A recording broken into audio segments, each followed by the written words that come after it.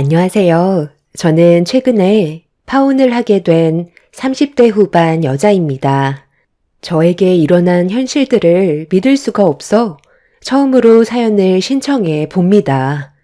만약 파혼을 하지 않았다면 6월 초에 예정되어 있던 결혼식을 진행했을 테지만 예비 시댁이 저에게 숨겨왔던 엄청난 일들로 인해 즉각 결혼을 끝내게 되었습니다.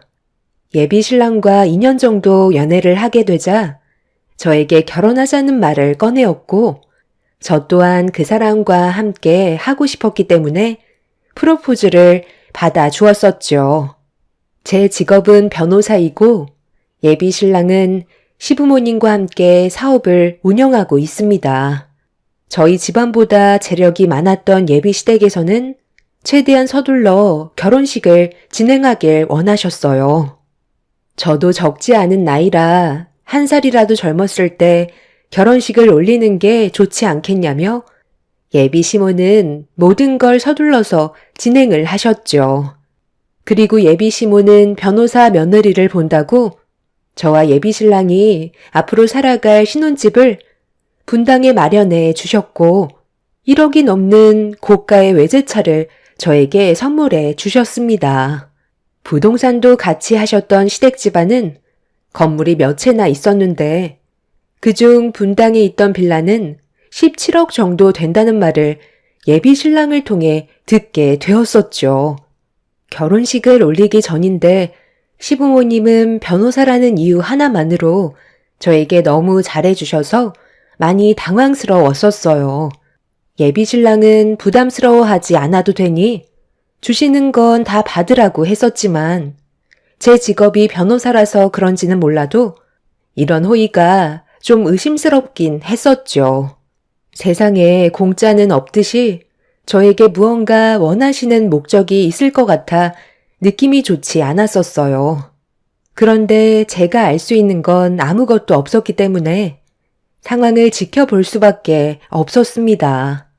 정말 진심으로 마음에서 우러나와 저에게 1억의 외제차를 선물해 주셨더라도 저에게는 너무 부담스러운 선물이었어요. 그래서 예비 신랑을 통해 다시 돌려보냈었죠.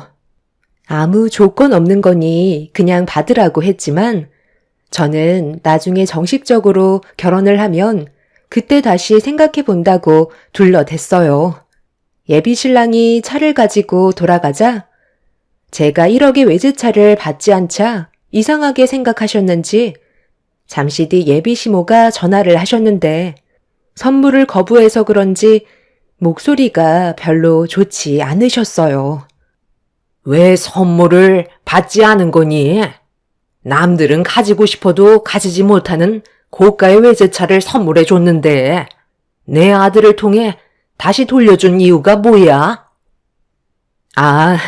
아직 결혼식도 올리지 않았는데 벌써부터 비싼 차를 선물을 받는 게 좀 부담스러워서요. 마음만 받도록 할게요. 신경 써주신 것만도 정말 감사해요.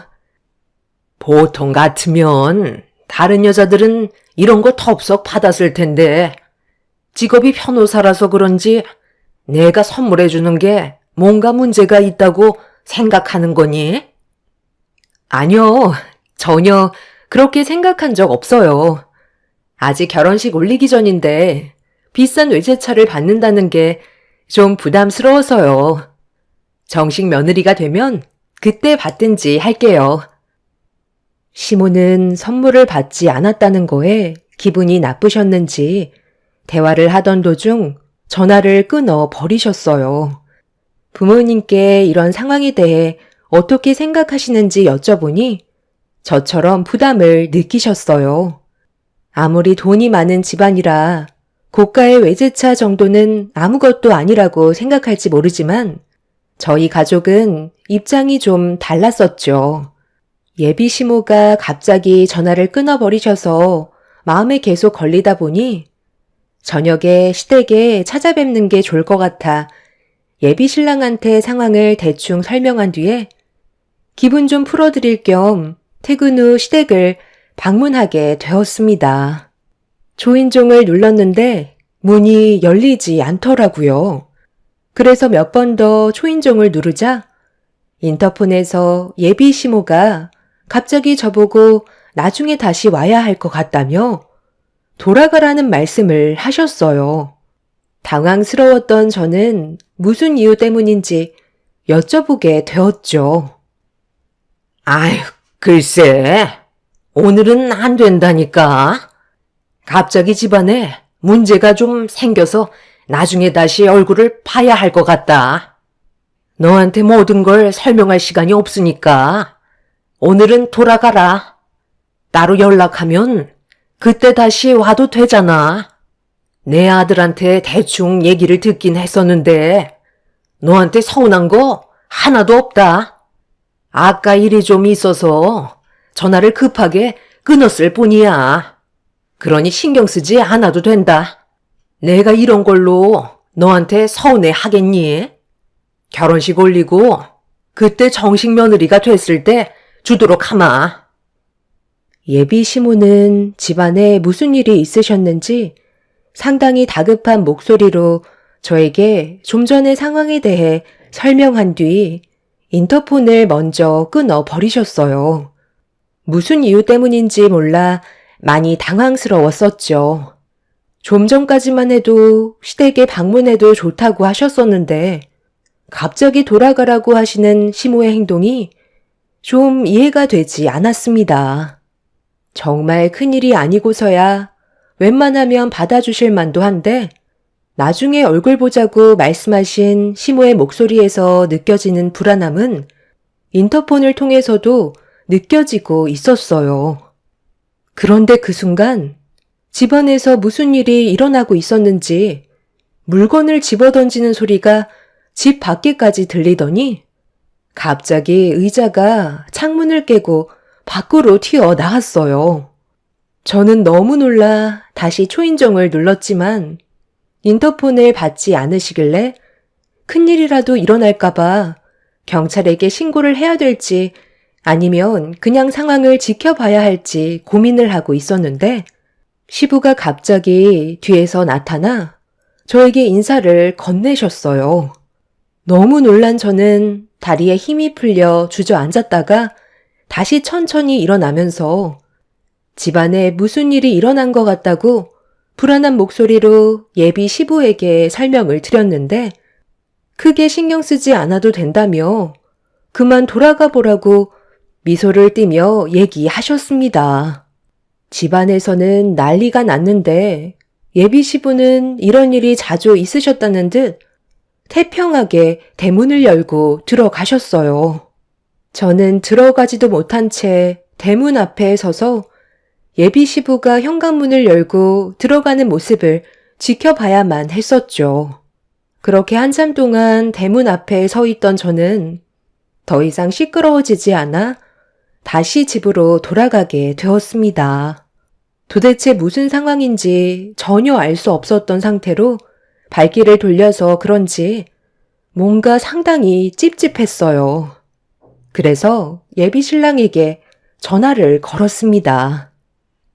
영호 씨, 아까 무슨 일이 있었는지 알아? 어머니 집에서 의자가 창문을 깨고 튀어나왔다니까? 그걸 보고 내가 얼마나 놀랐는데 집안에 무슨 일 있는 거야? 아버님이 들어가시고 조용해지긴 했지만 좀 전의 상황은 정말 당황스러웠다고. 내가 선물을 받지 않았다고 그러시는 건 아니시지? 괜히 신경이 쓰여서 그래. 전혀 그런 거 아니니까 걱정 안 해도 돼. 그냥 집안에 무슨 일이 있었나 봐.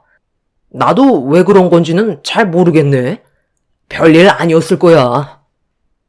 제가 예비 시댁에 있었던 상황들에 대해 설명을 하면 놀랄 만도 한데 아무렇지도 않은 듯 대수롭지 않게 생각하는 예비 신랑이 오히려 이상해 보였어요. 그리고 제대로 된 설명도 안 해주고 있었습니다. 보통은 이런 일이 생기게 되면 무슨 일 때문에 그런 건지 설명해 줄 법하지만 다른 말로 돌려버리는 예비 신랑의 모습에 저는 기분이 별로 좋지 않았었어요. 개인적인 집안일을 제가 전부 알 필요는 없지만 왠지 무시당하는 것 같은 느낌을 받게 되었죠. 예비 시부모도 제대로 된 설명을 안 해주고 예비 신랑 또한 저에게 별일 아니라면서 무언가를 숨기고 있는 것 같은 말투로 대충 둘러대길래 그런 모습들이 불편해진 저는 더 이상 통화를 하고 싶지 않더라고요. 그래서 대충 얘기하고 전화를 끊어버리자 제가 기분이 좋지 않다는 걸 예비 신랑이 집에 가서 설명을 했는지 어머니께 전화가 왔어요. 솔직히 별로 받고 싶은 마음은 없었지만 괜히 또 연락 안 받았다가 쓴소리 나올 것 같아 어쩔 수 없이 전화를 받았습니다. 아까는 내가 워낙 정신이 없어서 그냥 돌려보내긴 했지만 네가 서운하게 생각하는 게 있으면 기분 풀어줬으면 좋겠다. 이게 개인적인 집안 문제라 설명해주기가 참 꺼려지거든. 너도 이런 상황들이 많이 답답할 수 있지만 좋은 일도 아닌데 굳이 모든 걸 설명해서 너까지 신경 쓰게 할 필요는 없잖니? 그러니까 너무 심각하게 고민하지 않아도 된다. 그러고 보니까 혼주 한복은 준비가 다 됐니? 다음 주 주말에 얼굴 한번 보게 잠깐 들리는 것도 괜찮을 것 같네. 예비 시모는 몇 시간 전에 있었던 일들에 대해 신경이 쓰이셨는지 전화를 하셔서는 제가 조금이라도 서운하게 생각하는 것들을 풀어주기 위해 최대한 부드럽게 말을 이어나가셨어요. 저도 시간이 지나면서 어느 정도 기분이 가라앉은 상태였었고 예비 시모가 최대한 좋게 풀어가려 하셔서 더 이상 서운하게 생각하지 않았습니다. 개인적인 집안 일들을 제가 전부 다 알 필요는 없었어요. 정식 며느리도 아닌데 굳이 심각하게 받아들일 필요는 없다고 생각했었습니다. 그날 이후 크게 신경 쓰일 만한 일들은 없었고 예비 신랑과 몇 번의 만남을 가지면서도 별다른 문제 없이 잘 지냈었죠. 그렇게 돌아온 주말에 준비가 된 혼주 한복을 가지고 예비 시댁을 찾아가게 되었는데 엄청난 일들이 제 눈앞에 펼쳐질 거라곤 상상조차 하지 못한 채 저를 반갑게 맞아주시는 예비 시부모님께 인사를 드리며 들고 있던 혼주 한복을 건네드렸습니다. 시모는 한복을 입어보시더니 만족스러운 얼굴로 좋아하셨어요. 그렇게 좋은 분위기 속에서 식사까지 이어졌는데 주방 일을 하시는 가정부 아주머니가 계속해서 저를 힐끗 쳐다봤어요. 무언가 할 말이 있는 듯 보였지만 크게 신경을 쓰지는 않고 있었죠. 그렇게 한 차례 식사가 끝이 나고 거실에 둘러앉아 가정부 아주머니가 내어주시는 과일을 먹으며 예비 시부모님과 대화를 이어나가고 있었는데 과일을 준비해 주셨던 아주머니께서 예비 시댁 식구들 몰래 제 옆구리를 툭툭 찌른 뒤 무언가 할 말이 있다는 눈빛으로 저를 바라보셨고 주방으로 돌아가신 가정부 아줌마는 저를 빤히 쳐다보고 있었습니다. 식사를 할 때부터 계속 눈빛을 주셨던 터라 무슨 말을 하시려는지 들어봐야 할 것 같아 잠시 화장실 좀 다녀온다고 자리에서 일어나 화장실 문 앞에서 기다리고 있자 가정부 아주머니가 제 앞으로 급히 다가오셨어요. 무언가 상당히 불안한 얼굴로 저를 바라보셨죠. 무슨 할 말이 있으셔서 저를 보자고 하신 거예요? 아까 식사할 때부터 저한테 눈빛을 주셨잖아요. 지금 상당히 불안해 보이시는데 무슨 일 있으세요? 그게 제가 오늘 오전부터 이 집에 와서 일을 했거든요. 사모님이 아까 전화하는 걸 대충 듣긴 했는데 직업이 변호사라면서요. 아무리 생각해봐도 이건 사람이 할 짓이 못 되는 것 같아 도움을 요청한 거예요.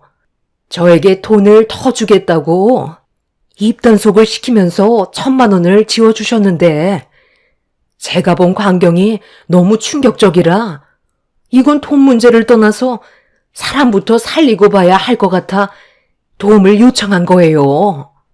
저랑 잠깐 마당 뒤에 창고에 좀 같이 가보시겠어요? 불안에 떨고 있던 가정부 아주머니를 따라 뒷마당 창고로 들어가게 됐는데 기계음 소리가 상당히 크게 들려왔고 눈앞에 커다란 컨테이너 같은 게 있었어요. 아주머니는 직접 두 눈으로 보는 게 좋을 것 같다면서 손잡이를 양손으로 잡은 뒤 옆으로 힘차게 밀어내는 순간 문이 열렸고 차가운 냉기가 밖으로 새어 나왔어요.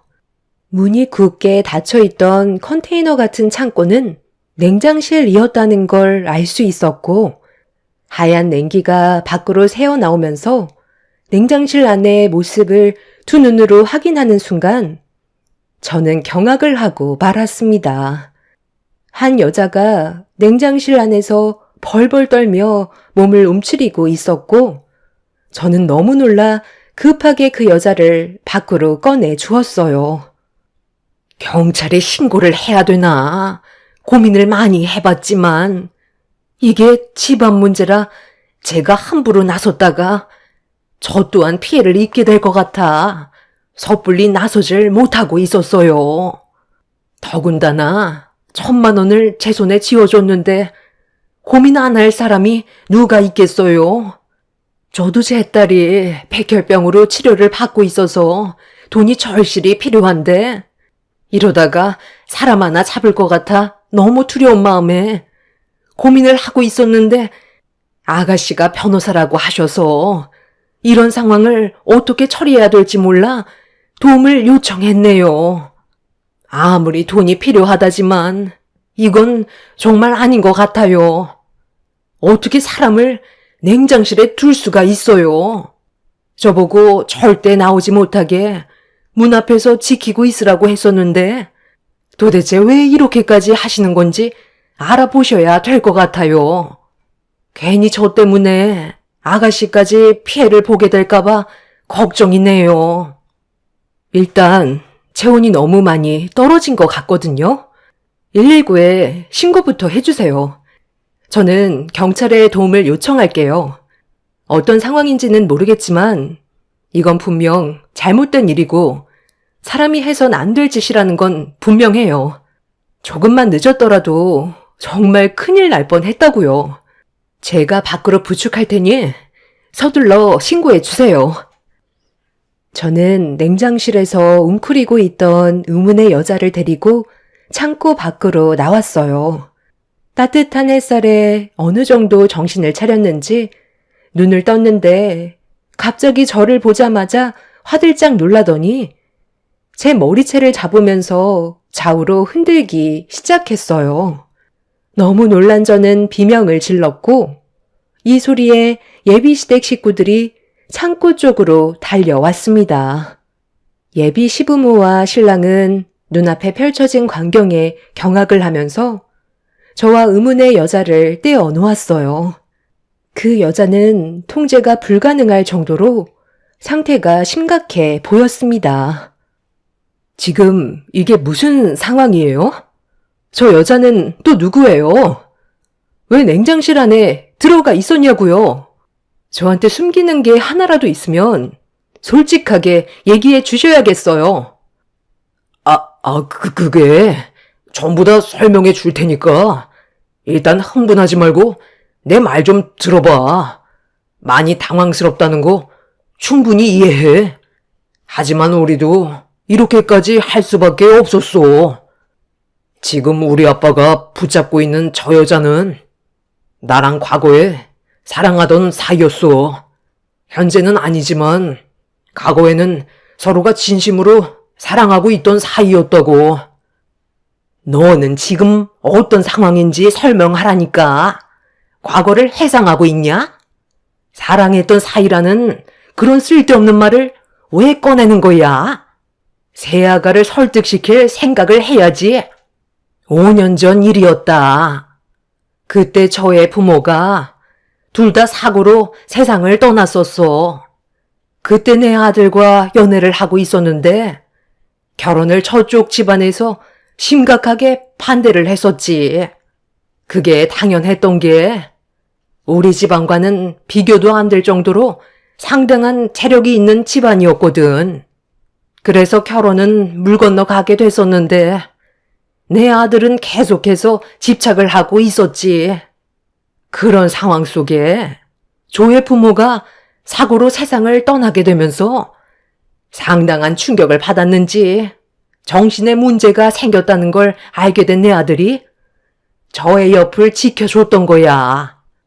반대하는 부모가 사라졌으니 당연히 결혼은 쉬울 줄 알았는데 저 애가 글쎄 정신이 돌아오질 않더라고.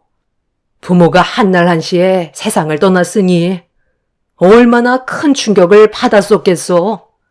그래서 우리가 병원에도 데려가 보고 제정신으로 돌아올 수 있게 노력을 했었지만 이게 말처럼 쉬운 문제가 아니더라고. 그런데 갑자기 그때 머릿속으로 떠올랐던 게 굳이 결혼을 안 해도 같이 살 수 있겠다는 생각이 들게 된 거지. 그때부터 이 집에서 같이 살아왔던 거야. 날이 가면 갈수록 통제불능인 쟤를 데리고 지금까지 살아왔었어. 정신병원 같은 곳에 데리고 가게 되면 괜히 일이 복잡해질 것 같아 집에서 우리가 보살펴주면서 같이 지내고 있었지. 제정신이 아닌 사람을 돌봐주는 게 쉬운 일은 아니잖아.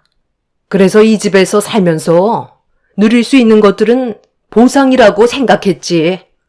그런데 날이 가면 갈수록 여러 가지로 걱정거리가 생기더라고. 정신이 온전치 않은 쟤랑 내 아들의 결혼은 용납할 수가 없었어. 언제 제정신으로 돌아올지 모르잖아.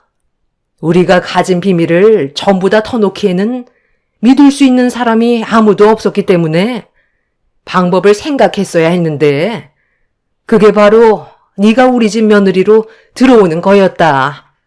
아무래도 변호사면 법적으로 상당히 빠듯하잖니? 그럼 내 며느리가 된 이상 안 도와줄 수가 없으니 이런 복잡한 상황을 해결해 줄 수 있을 테고 그럼 저 정신 나간 여자를 이 집에서 내치고 여기 있는 재산을 전부 우리가 가질 수 있게 되는 거잖아. 그러기 위해서는 새아가 너의 도움이 필요하다는 거다. 그래서 결혼식을 올리기 전에는 이런 사실들을 밝히고 싶지 않아 잠깐 냉장실에 들여보냈었던 거야. 저번에 의자를 집어 던진 것도 전부 다 제가 저지른 일들이었어.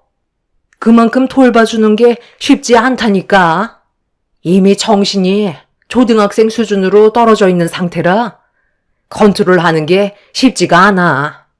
재산만 우리 손에 들어오면 너한테도 한몫 든든하게 챙겨줄 테니까 방법 좀 알려줘봐라. 어차피 이제 한 배를 타게 될 사이인데 해결해 나갈 방법을 찾아야 하지 않겠니? 우리를 너무 나쁘게만 생각하지 않았으면 좋겠다.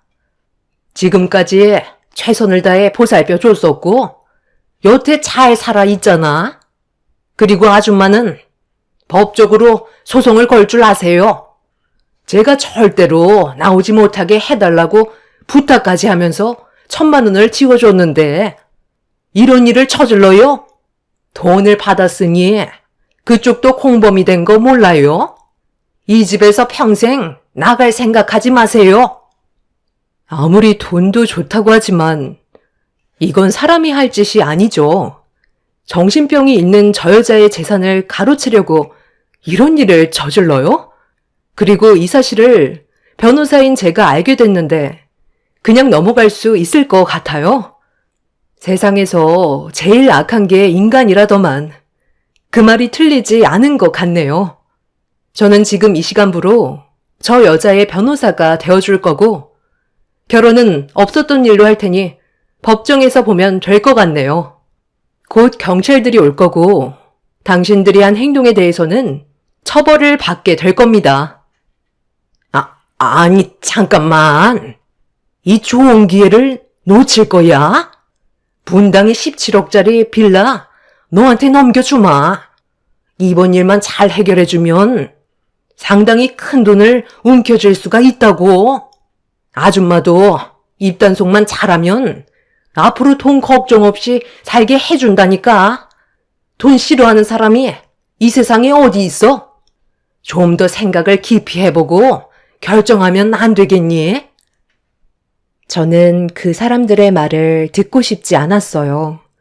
아무리 돈이 좋아도 사람이 해선 안 될 행동을 저질렀다는 게 저에게는 너무 큰 충격으로 다가왔었죠. 그리고 과거에 예비신랑과 서로 사랑했던 사이라고 했었으면서 정신에 문제가 생겨 결혼은 하고 싶지 않고 돈만 탐하고 싶어서 이런 생활을 5년이나 지속했다는 거에 너무 소름이 돋았습니다. 가정부 아주머니께서 서둘러 신고를 해준 덕분에 119의 도움을 받아 그동안 시달리며 살아왔던 여자는 병원으로 옮겨지게 되었고 잠시 뒤 경찰분들이 들어와서 현장 조사를 하게 되었어요. 제가 들었던 내용들에 대해 전부 다 설명을 했고 그 사람들은 조사를 받기 위해 경찰서로 이송이 되었습니다. 지금 생각해도 정말 어이가 없었던 게 저에게 접근을 했던 그 사람이 저를 진심으로 사랑했던 게 아닌 변호사인 타이틀이 목적이었다는 걸 알 수 있었어요. 정신에 문제가 있는 그 여자의 재산을 가로채기 위해 저를 변호사 며느리로 받아들여서 자신들이 생각하고 있는 계획을 서둘러 진행하려고 저를 며느리로 들이려고 했던 거였죠. 결국 그 사람들은 여러 가지 무거운 제목들을 한꺼번에 묶어 그 여자가 받았던 피해에 대한 처벌을 해주기 위해 저는 밤낮 안 가리고 모든 수단을 동원한 끝에 법적으로 6년의 징역을 선고할 수가 있었습니다. 정상적인 관계도 아닌 상태에서 정신에 문제가 있던 그 여자의 집에 들어갔다는 건 주거 침입죄와 지속적으로 금품을 빼오기 위한 행동들과 예비 신랑이었던 그놈은 정상이 아닌 그 여자와 잠자리까지 했다는 사실까지 밝혀지게 되면서 상당히 무거운 처벌을 받게 되었습니다. 이뿐만 아니라 여러 가지 제목들도 많이 포함이 되어 있었지만 여기에 제목을 쓰기에는 문제가 좀 있을 것 같아 어느 정도 짐작만 할 수 있게 알려드렸네요.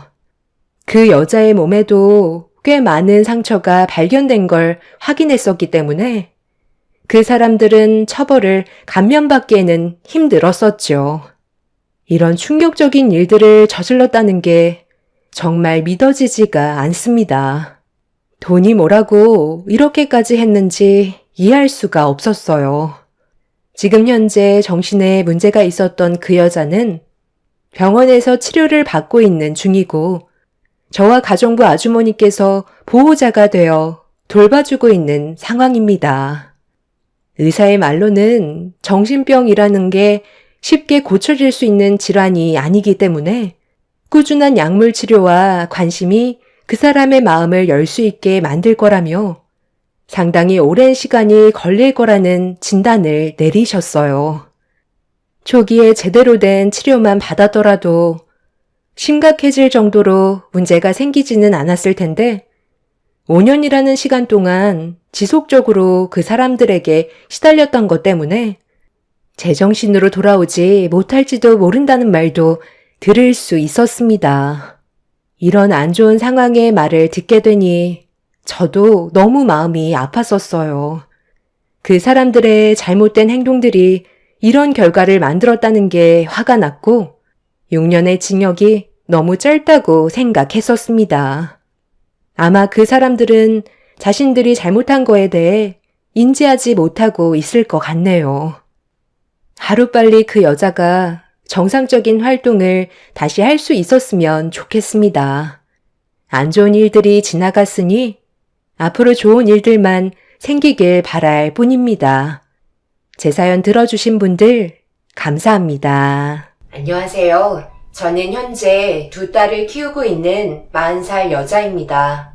여러분들께서 그동안 살아오신 세월을 되돌아보면 사람이 살아가면서 만들어가는 각자의 인연 속에 무수히 많은 길들이 존재했었고 그 선택이 옳고 그른지 알 수 없는 상태에서 걸어온 삶이 잘 만들어 왔다고 생각을 하실 수도 있고 때론 자신이 만들어온 인연을 후회하면서 살아가실 수도 있으시겠지만 대부분 본인이 결정한 삶이기 때문에 어쩔 수 없이 현실을 받아들이고 묵묵히 앞만 보며 달려오셨을 거라 생각합니다.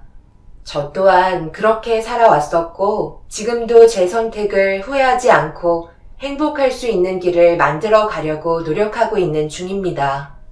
그런데 한 가지 고민하고 있는 문제가 생겼어요. 당연히 신중하게 결정하겠지만 많은 분들의 소중한 의견도 도움이 될 것 같아 이렇게 사연을 신청하게 되었습니다. 먼저 지금이 오기까지의 과정을 우선적으로 얘기하는 게 여러분들의 이해를 도울 수 있을 것 같아 7년 전으로 거슬러 올라가야겠네요. 그때 당시 저에게 이쁜 딸아이가 가족들의 사랑과 축복을 한 몸에 받으면서 세상 밖으로 나온 뜻깊은 날이었어요.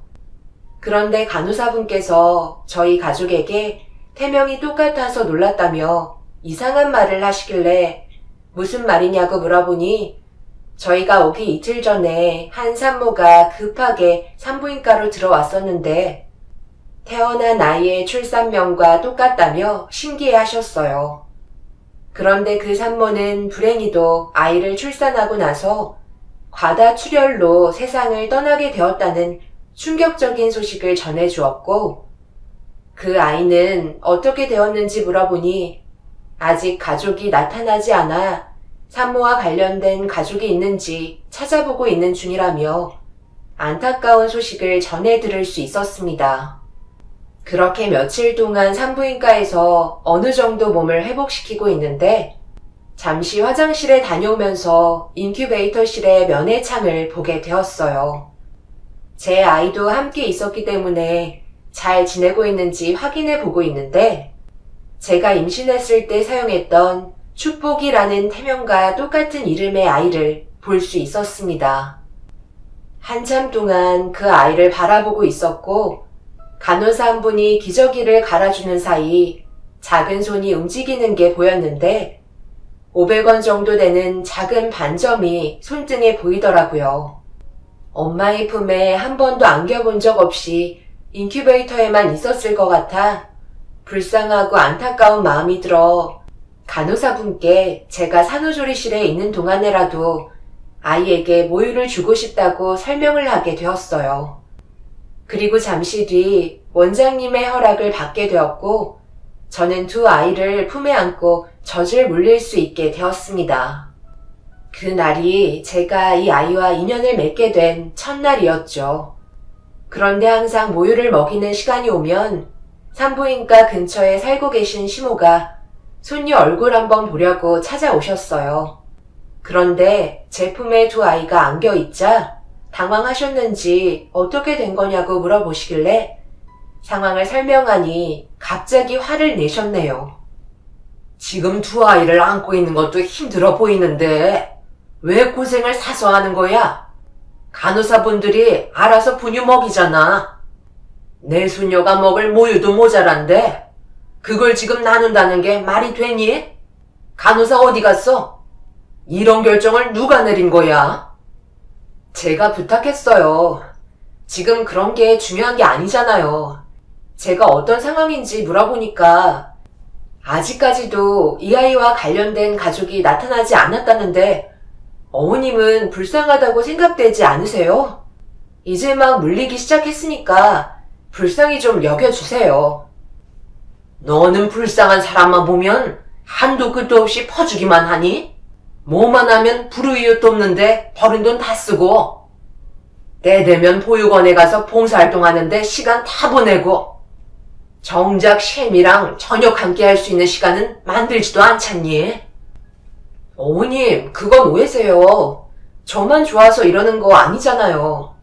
제가 그 일을 어디서 만났어요? 봉사활동하면서 만난 거 아시잖아요. 시모는 항상 남편과 제가 누군가를 도와준다는 걸 별로 좋아하지 않으셨어요. 남편이 봉사활동하는 것도 마음에 들어하지 않았는데 저도 같은 활동을 하고 있다는 걸 알게 된 날부터 저에 대한 애정이 식으셨었죠.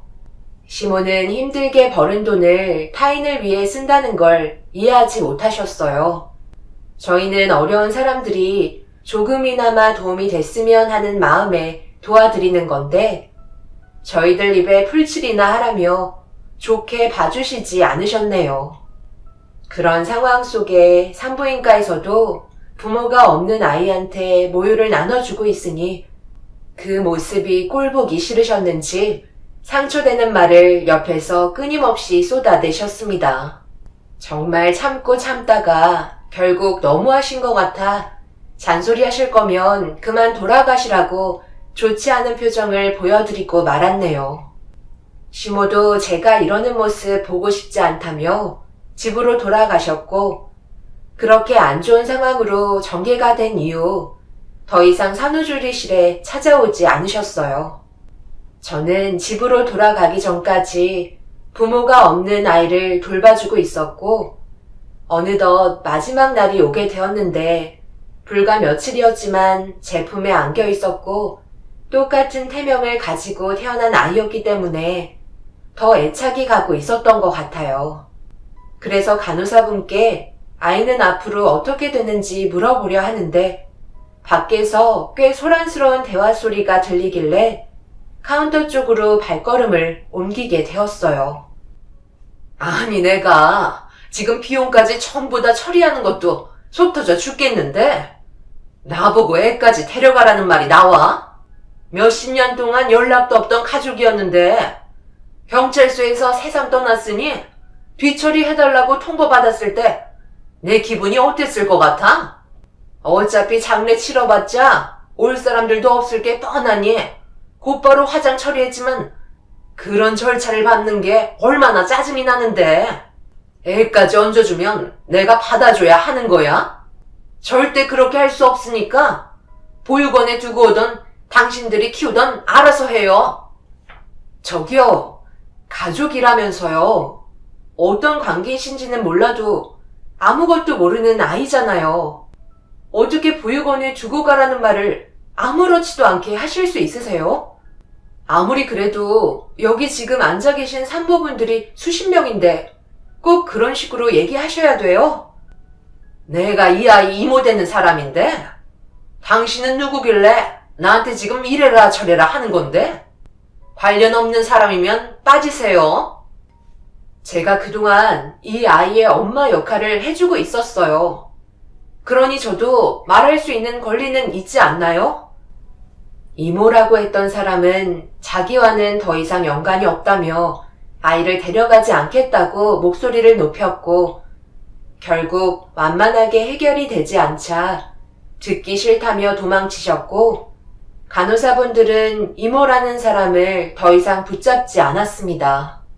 저는 이해가 되지 않아 가족이라면 일단 데리고 가야 하는 거 아니냐고 물어보니 간호사 중 한 분께서 차라리 산부인과에서 보호를 받는 게 훨씬 더 좋을 거라며 아이에게는 불행일 수도 있다고 기관으로 보내는 게 훨씬 더 좋은 삶을 살 수 있을 거라는 충격적인 말을 꺼내셨습니다. 제대로 돌봐주지 않을 게 뻔하다는 말이었죠. 그리고 잠시 뒤 남편이 퇴원 절차 밟는 걸 도와주기 위해 산부인과에 찾아왔어요. 그 아이와의 인연은 거기에서 끝이 나게 되는 줄 알았지만 한 번 주었던 정은 쉽게 잊혀지지 않았고 계속해서 저를 괴롭게 만들었어요. 그리고 제 고민거리를 남편에게 털어놓게 되었고 어느 정도 예상을 하고 있었는지 시간을 내서 남편과 함께 제가 입원했던 산부인과를 다시 찾아가게 되었어요. 그런데 보호를 받고 있을 거라 생각했던 아이는 벌써 보육원으로 옮겨진 상태였고 아이가 있는 주소를 받아볼 수 있었습니다. 남편과 저는 보살핌을 받고 있는 보육원으로 급하게 향한 뒤 일하시는 분의 품에 안겨있는 아이를 확인할 수 있었네요.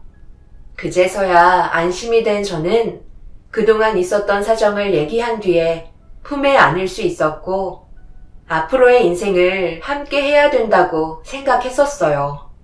그래서 남편에게 진지한 대화를 요청했습니다.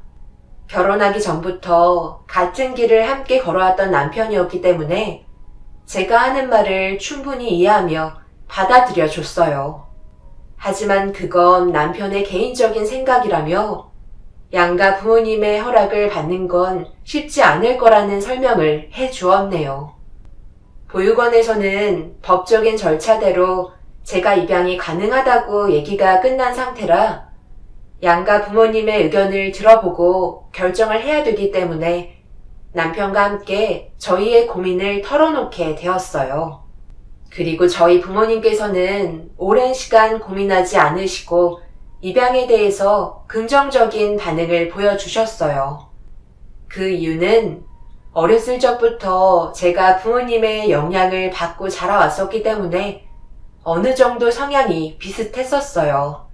그래서 제 의견을 받아들여 주셨죠. 하지만 시모는 예상했던 대로 날카로운 반응을 보여주셨고 저 혼자 설득하는 건 무리가 있어 보였는지 남편도 옆에서 거들어 주었네요. 너희들이 아무리 좋은 말만 늘어놓는다 해도 나는 무조건 반대다. 남의 자식 키우는 게 보통 일인지 알아? 고작 며칠 얼굴 봤다고 그 아이한테 동정심이 생겼겠지만 남의 자식이라는 건 평생을 피해갈 수 없는 현실이다. 결국 차후에 그 아이도 그렇고 너희들도 상처를 받을 수 있다는 거야. 어른들 말 들어서 나쁠 거 하나 없다. 그러니 입양 얘기는 더 이상 꺼내지 마라. 어머니, 이 사람을 누구보다 제가 제일 잘 알아요. 아이들을 얼마나 좋아하는데요. 그래서 산부인과에 있을 때 아무도 하지 않았던 그런 희생을 보여줬던 거고요. 그 모습을 꾸준하게 봐오셨으면서 아직까지 이 사람을 모르세요? 장인 장모님께서는 어찌나 마음이 넓으시던지 저희가 얘기하자마자 바로 긍정적인 답변을 주셨다고요. 어머니도 너무 꽉 막힌 생각은 안 해주셨으면 좋겠어요. 아버지도 좋게 봐주시고 있는데 왜 어머니만 유독 안 좋게 받아들이시는 거예요? 양가지방 가반 수인이 아이는 저희가 입양하는 걸로 결정하겠습니다. 그러니 어머니도 그렇게 받아들이고 그 아이를 친손녀처럼 대해주셨으면 좋겠어요. 자식들이 행복하게 살면 그걸로 만족하시는 거잖아요. 저희가 책임지고 잘 키울 테니 믿고 지켜봐 주세요. 내가 왜 그렇게 해야 되는 건데? 나는 분명 남의 자식의 아이는 싫다고 얘기했었는데 지금 강제적으로 진행하겠다는 거야? 만약 너희들이 보육원에 있는 그 아이를 입양한다면 나는 너희 얼굴 세상 떠날 때까지 절대 안 볼 테니까 해볼 테면 해봐라. 어머님, 흥분하지 마시고 그동안 있었던 일들을 옆에서 전부 다 지켜보셨잖아요. 그러니 좋게 생각해 주실 수 있지 않나요?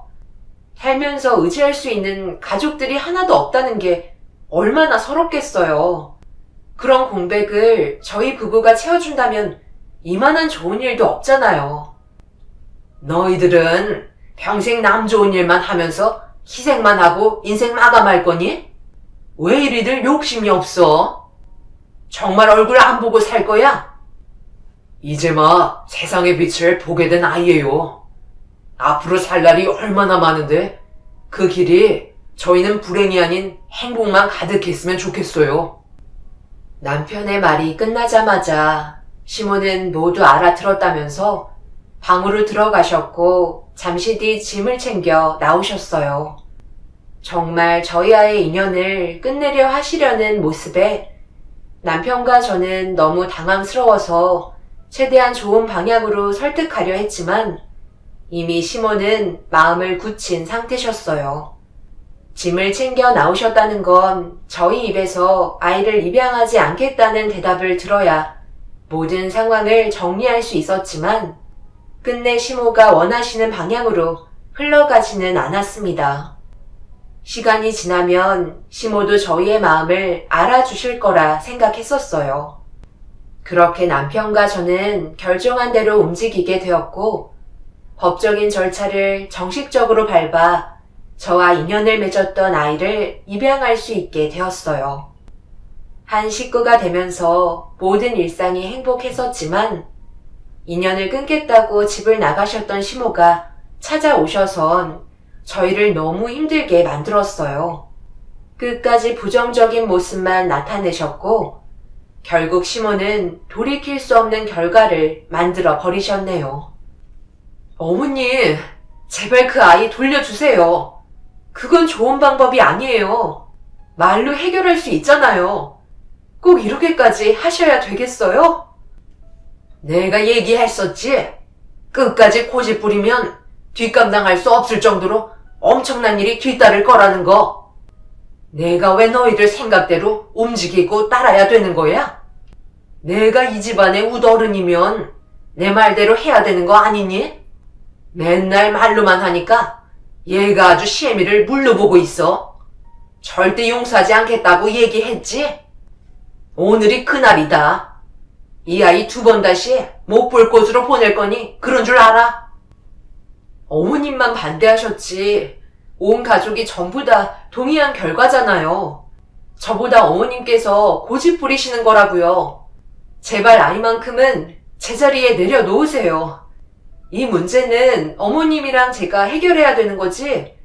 그 아이가 무슨 잘못이에요. 부탁드릴게요. 네가 원하는 대로 해줄 수 없을 것 같구나. 그러니까 문단속을 잘했어야지. 내가 언제 어디에서 나타날지 모른다고 했었잖아. 나를 불행으로 몰아가 놓고 너 혼자 원하는 대로 행복하게 잘 살 거라 생각했니? 2번 다시 이 아이의 얼굴 못 볼 테니까 찾을 생각하지 말거라. 아이들이 낮잠을 자는 시간에 저도 잠깐 눈을 붙이고 있었는데 그 사이 시모가 몰래 문을 열고 들어오시면서 입양한 제 딸을 시모가 품에 안으셨어요.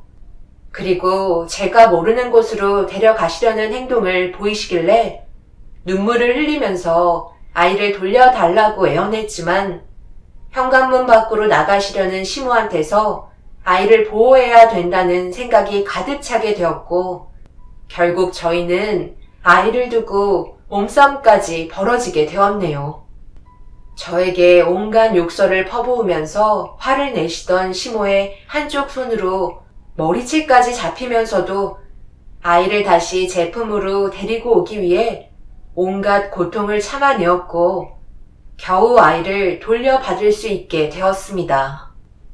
이 아이는 법적으로 아무 문제 없는 제 딸인데 어머님이 무슨 권한으로 저한테서 아이를 뺏으시려 하는 거예요? 지금 하신 행동은 처벌받게 되신다는 거 모르시지 않을 텐데요. 인연 끊겠다고 나가셨으면서 다시 찾아오신 이유가 제 품에서 아이를 뺏으려는 거였어요? 그이는 한없이 착하고 마음도 넓은데 어떻게 어머님은 부끄러운 행동만 하시는 거예요? 이 아이가 누구의 피가 섞였는지 그게 그렇게 중요한 건가요? 나중에 이 아이 얼굴 제대로 보실 수나 있으시겠어요? 오늘은 여기까지만 하고 그냥 넘어가겠지만 항상 긴장하는 게 좋을 거야. 언제든 이 아이를 너한테서 떼어놓을 테고 2번 다시 찾을 수 없는 곳으로 보내버릴 거다.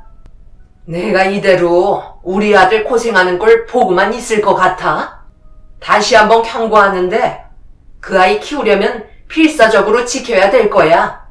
머리 검은 짐승 거두지 말랬다고? 그 아이가 커서 나중에 은혜를 원수로 갚을지 그걸 어떻게 알아? 시모는 저에게 엄청난 불안감을 안겨준 뒤에 밖으로 나가셨어요. 그리고 그제서야 한숨 돌릴 수 있게 된 저는 그 자리에서 주저앉게 되었고 긴장이 풀렸는지 어느새 눈물이 흐르고 말았네요. 시모의 마음 이해 못하는 건 아니었어요. 남편과 제 사이에서 태어난 아이도 아니고 제일 손이 많이 가는 신생아를 입양했으니 시모 입장에서는 답답할 수도 있겠죠. 제 뱃속에 태어난 아이 하나 돌봐주는 것도 벅찬데 입양아까지 돌본다는 건 쉬운 문제는 아니었으니까요.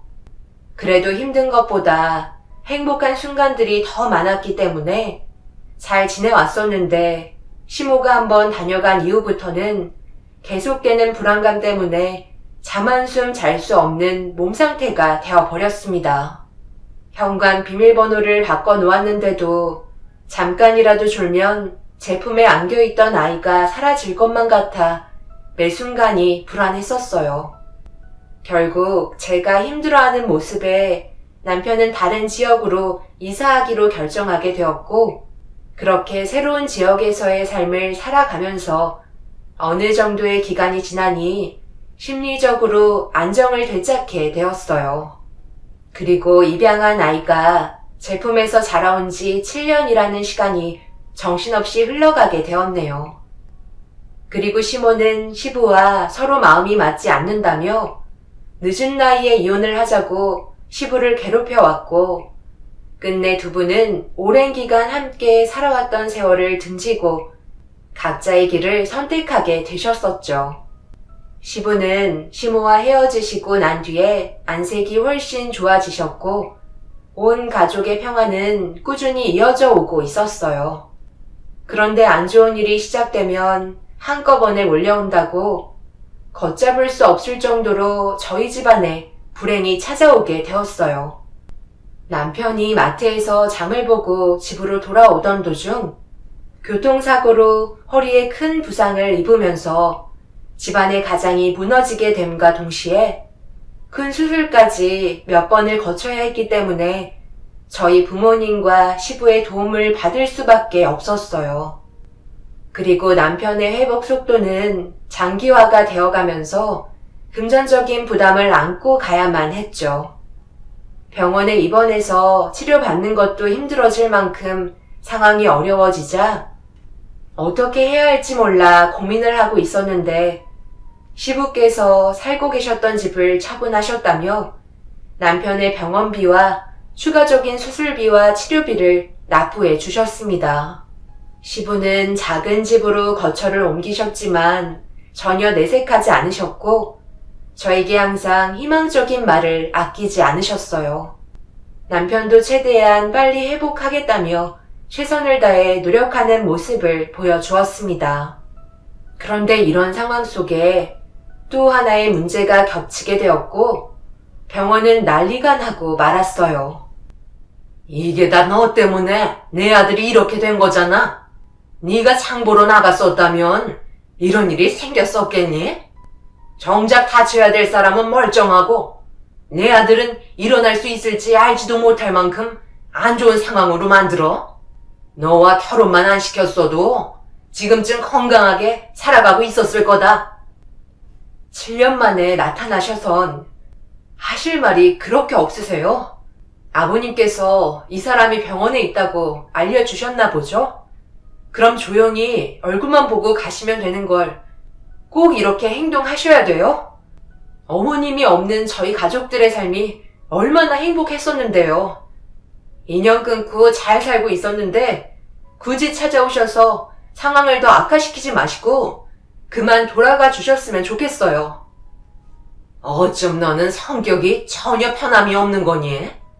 끝까지 어른한테 말 받아치는 거 봐라. 지금 뭘 잘했다고 눈을 치켜뜨고 있어? 제발 그만 좀 하세요. 지금 뻔히 안 좋은 상황인 거 아시면서 병원에서까지 불화를 만들어야 돼요? 제가 봤을 때 어머니가 7년 전이나 지금이나 행동하시는 건 편함이 없으시다고요. 궁금해서 오셨으면 병원비라도 대신 납부해 주시고 가세요. 아무 생각 없이 잔소리만 하시려고 찾아오신 건 아니시죠? 단 한 번이라도 어머니로서 좋은 모습을 보여주셨으면 좋겠네요. 내가 너희 아버지랑 이혼하고 먹고 살 길도 막막한데 병원비 대신 내줄 돈이 어디 있어? 나 세상 떠날 때까지 입에 풀칠할 정도의 돈밖에 없다. 너는 사돈댁에서도 도와주고 있잖아. 내가 지금 도움을 받으러 온 거지 너한테 병원비 주러 온 거 아니다. 충격적이게도 시모는 그냥 하시는 말이 아니었어요. 정말 저희 가족에게 돈을 구걸하기 위해 나타나신 거였네요. 시부께서 시모에게 먼저 전화를 하신 게 아니라 시모가 먼저 시부에게 전화를 했던 거였고, 돈 좀 달라고 하시자 시부는 경제적으로 많이 힘든 상황이라며 그때 남편이 병원에 있다는 걸 알려주시게 된 거였어요. 이런 안 좋은 상황 전부 다 들으셔놓고 돈을 달라고 찾아오셨다는 거에 너무 화가 치밀어 올랐어요. 시모는 생활비를 주지 않으면 절대로 병실에서 나가지 않겠다며 절대 나가지 않으시려 하시자 저와 몸싸움까지 벌어졌고 분위기는 점점 더 험악해지고 있는데 갑자기 병실 문이 열리면서 처음 본 남자가 고개를 내밀며 병실 안의 분위기를 살피고 있었어요. 그래서 누구냐고 물어본 순간 저희 모두 처음 본 사람에게 집중을 할 수밖에 없었고 엄청난 사실을 그 남자에게서 전해 듣게 되었습니다. 제 딸의 친부가 저희 앞에 나타난 거였어요. 그리고 과거의 아이의 생모와 헤어질 수밖에 없었던 일들에 대해 설명하기 시작했어요. 이런 상황을 만든 게 전부 다 제 잘못입니다. 처음부터 확실한 마음을 줬어야 했는데 모든 걸 놓치고 싶지 않았던 저는 결국 아무것도 얻지 못한 채 전부 잃고 말았네요. 저희 집안에서 아이 엄마가 결혼도 하기 전에 임신을 하게 되었었는데 어머니께서 그 사람 뱃속에 있던 아이를 원하시지 않았어요. 그래서 그 사람을 억지로 병원에 데리고 가려 하셨죠. 뱃속에 있는 아이가 세상 밖으로 절대 나오면 안 된다는 게 이유였어요. 제 삶에 방해만 될 뿐이라고 하셨었죠. 결국 그 사람은 저희 어머니를 피해 도망치게 되었고 저와의 인연도 끊어내 버렸어요. 아이를 무조건 지키기 위한 결정이었죠. 그때 제가 가진 모든 걸 버리고 함께 떠났어야 했는데 회사 일도 그렇고 그녀와 아이 둘 다 지켜내고 싶었습니다. 부모님께는 그녀를 지키기 위해 그녀가 유산을 했고 정리한 사이라며 둘러댔었죠. 그 뒤로 그녀는 제 앞에 2번 다시 나타나지 않았어요. 그리고 저는 끊임없이 그녀를 찾기 위해 지금까지 쉬지 않고 달려왔지만 결국 안 좋은 소식만 듣고 말았네요. 제 앞에 나타난 신부라는 사람은 자기 딸을 보기 위해 찾아온 거였어요. 아이 엄마가 출산을 하다가 세상을 떠나게 되었다는 충격적인 사실 때문에 회복을 하지 못하고 있는 상태로 보였습니다. 저는 모든 걸 확실하게 하는 게 좋을 것 같아 의심되는 부분이 너무 많아서 정말 친딸인지부터 확인을 해본 다음에 얼굴을 보여주기로 대화를 나누게 되었고 제 옆에 있던 시모는 돈이 많은 집안인 것 같다며 신부라고 말하는 사람을 빤히 쳐다보고 계셨네요. 결국 제가 원하는 대로 유전자 검사를 통해 친자 확인 검사부터 진행한 다음 사실이 맞는다면 그때 얼굴을 보여주기로 결정을 하게 되었고 연락처까지 주고받을 수 있었습니다. 그리고 일주일 뒤에 도착한 친자 확인 서류를 모두가 다시 모인 자리에서 개봉을 하게 되었고 잠시 뒤 놀라운 사실을 확인할 수 있었어요. 저희에게 찾아온 사람은 친부가 확실했고 그제서야 제 딸을 보여줄 수 있었습니다. 친부라는 사람은 피를 나눈 친딸이 앞에 있는데도 쉽게 다가가지 못했고 제 딸 또한 거리를 두며 경계를 하고 있었어요. 당연한 결과였기 때문에 친부는 현실을 받아들이면서 저희 가족에게 반복해서 감사하다는 말을 하면서 제 딸을 빤히 쳐다보고 있었습니다. 앞으로 어떻게 하실 생각이신 거죠? 아시다시피 법적으로 제 딸로 함께한 지 7년이 넘었어요. 보내고 싶지도 않고요.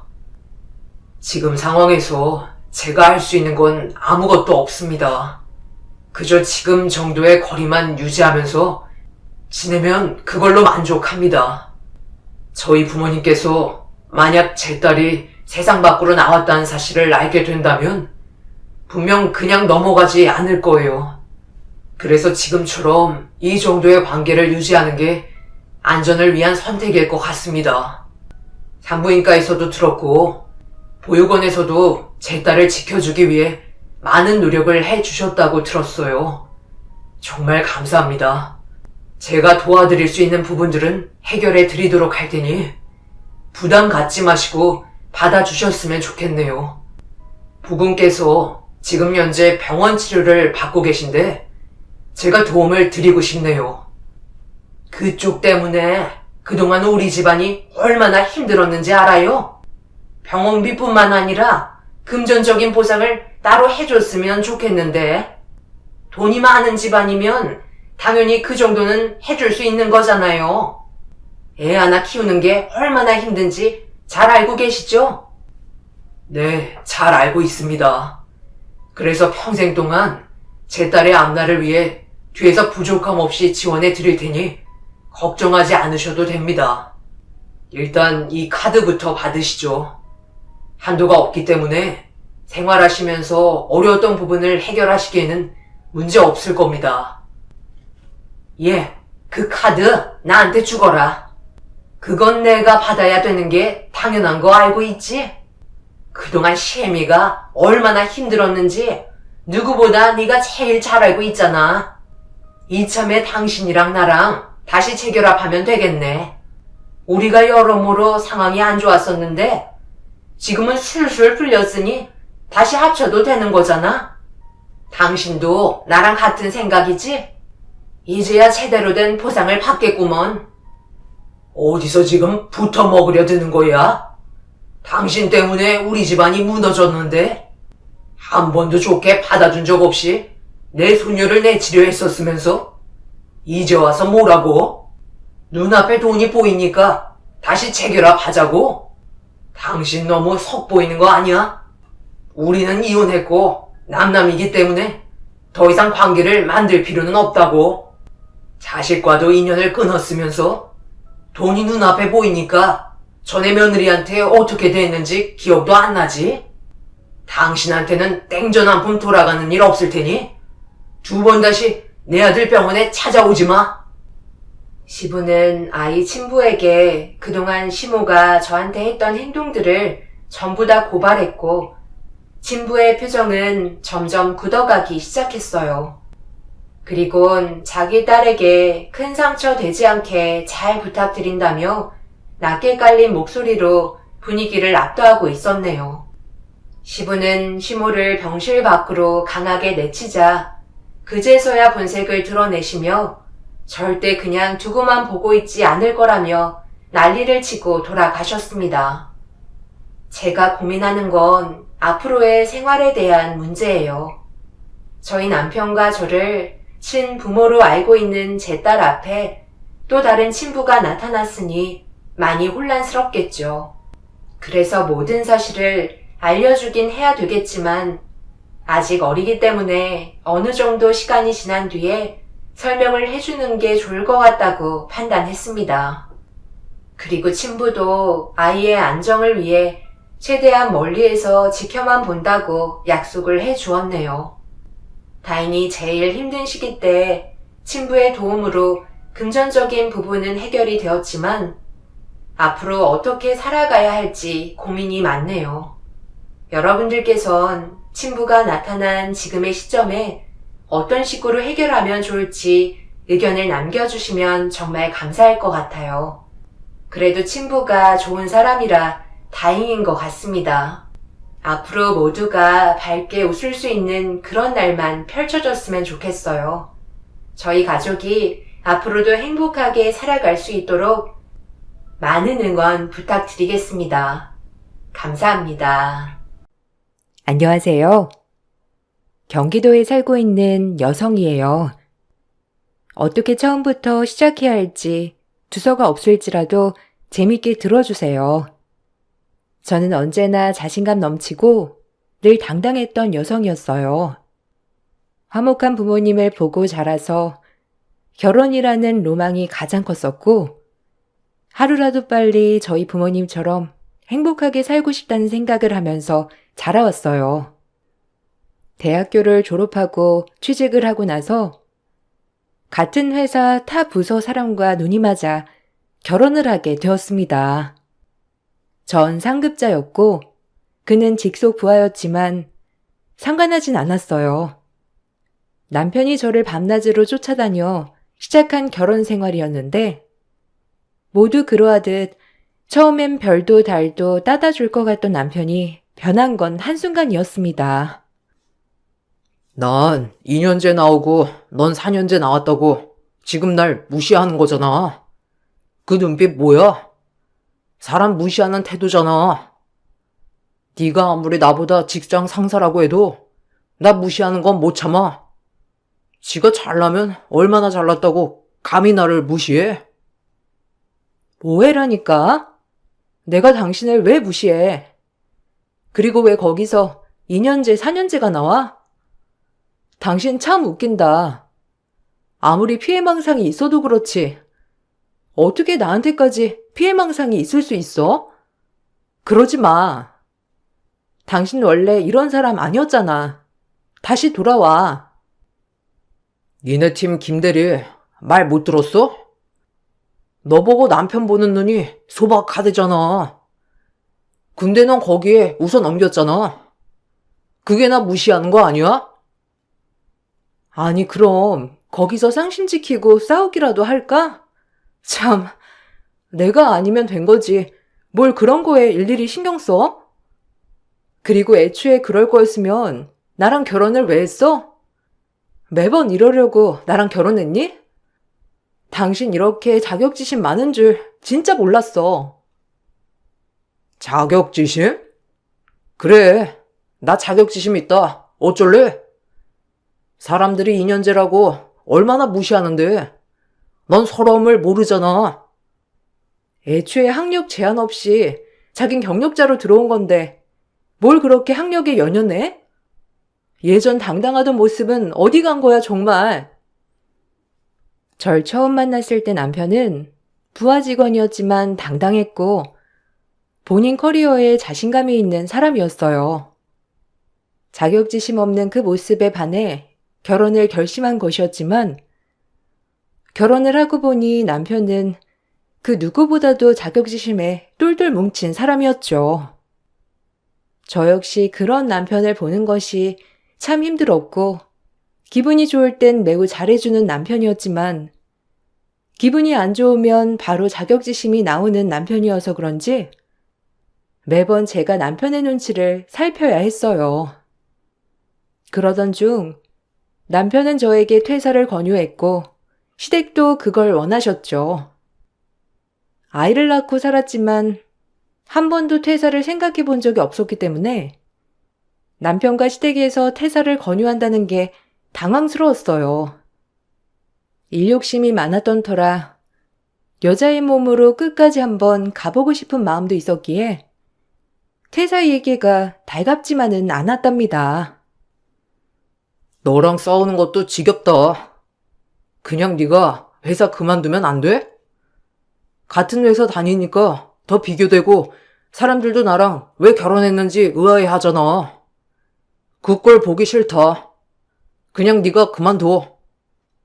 넌 능력 있으니까 어디든 갈 수 있을 거 아니야. 난 여기서 잘해가지고 진급도 해야 돼. 2년째 나온 내가 어딜 가겠어? 내 부탁이니까 네가 그만두고 다른 회사로 이직해 주라. 회사 사람들 눈치 보기 싫어. 그래, 우리 아들 말 틀린 거 하나 없어. 어디 여자가 남자보다 잘나면 되겠니? 물론 모르고 결혼한 건 아니지만 결혼하고 보니 사사건건 너네 회사 사람들이 비교하느라 우리 아들이 스트레스 받잖아. 그러니까 네가 그만둬라. 그게 가정의 평화야. 그리고 유찬이도 이제 엄마 손이 필요할 나이인데 네가 그렇게 밖으로만 놔두면 되겠냐? 이제 집에 들어앉아서 애나 봐라. 저 이 회사 들어가려고 고등학교 때부터 목표로 삼은 거예요. 대학교 다녔을 때도 학점 관리를 얼마나 열심히 했는데 유찬이 때문이라면 시터 구해볼게요. 내가 당신 부하 직원인 거 아무렇지 않다니까 왜 그래? 그냥 좋게 생각하면 안 될까? 나 정말 회사에서 잘하고 끝까지 가고 싶어서 그래. 내가 일 욕심 많은 거 당신도 알잖아. 그러니까 자기가 이해해줘. 부탁할게. 넌 욕심이 왜 이렇게 많니? 우리 아들이 그거 하나 부탁한 걸 못 들어줘? 여자가 결혼을 했으면 가정에 제일 충실해야지. 꼭 네 욕심 다 챙기면서 살래? 너 진짜 너무하다. 그거 우리 아들 바보 만드는 거야. 긴 말 안 할 테니까 당장 회사 그만둬. 그리고 어디 남의 집 귀한 손주를 남의 손에 키운대? 이제 네가 엄마 노릇하면서 집에서 남편 뒷바라지 할 때야. 당장 때려치워. 남편과 시어머니가 퇴사를 권유했을 때 싫었지만 예전부터 제가 생각했던 가정이란 가장 평온하고 행복한 것을 꿈꿨기 때문에 일을 그만두기로 마음을 먹었어요. 그동안 쌓아온 커리어가 너무 아깝고 속상했지만 아들과 가정을 위해서라면 이것이 맞다고 생각이 들었어요. 그렇게 저는 헛헛한 마음과 속상함을 뒤로한 채 가정을 위해서 그것이 맞는 줄 알고 회사를 그만두었고 회사를 그만두니 아들이 참 많이 좋아하더라고요. 그 모습을 보고 잘한 결정이었구나라는 마음을 먹게 되었습니다. 생각 많이 해봤는데 당신 말이 맞는 것 같아. 가정이 평안해야 나도 행복하지. 내가 퇴사해서 당신 마음이 편해진다면 그렇게 할게. 그래, 잘 생각했어. 유찬이도 엄청 좋아할 거야. 나도 마찬가지고. 그러니까 마음 먹었을 때 당장 내일이라도 퇴사하자. 이제야 말이 좀 통하는구나. 그래, 여자야 남자 뒷바라지하고 아이 보는 게 가장 행복하고 즐거운 일이지. 잘 생각했어. 여자가 잘나서 뭘 한다고? 남자 머리 꼭대기 위에 앉기밖에 더 하겠어? 그래, 잘 생각했다. 진즉 그만뒀어야 하는 것을. 이제라도 간둔다고 하니까 된 거죠 뭐. 이제 상급자가 아니니 비교도 안 당하고 나야 뭐 훨씬 나아졌지. 여하튼 잘 생각했어. 셋불도 당김에 빼랬다고 회사를 바로 퇴사했고 회사에선 극구 말렸지만 가정이 정말 중요했기에 내린 결정이었어요. 그렇게 퇴사를 했고 전 아이를 돌보며 남편을 뒷바라지했어요. 대학교를 졸업하고 출산 후 3개월 제외하고는 한 번도 쉬어본 적이 없었기 때문에 조금은 단조롭고 어색했지만 우리 가정을 위해서라면 이 길이 맞다고 생각했습니다. 그리고 그로부터 5년이라는 시간이 흘렀어요. 전 어느덧 살림만 하는 삶에 익숙해졌고 가정을 위해 열심히 뒷바라지하고 있을 때 남편은 뭘 하는지 오히려 밖으로만 나돌았어요.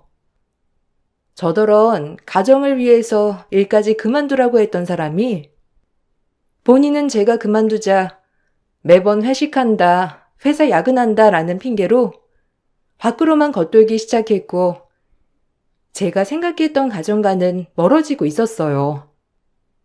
그럼에도 불구하고 행복한 가정을 꿈꾸고자 내일도 찾지 않은 채 오로지 가정에만 열중하며 정말 최선을 다했어요.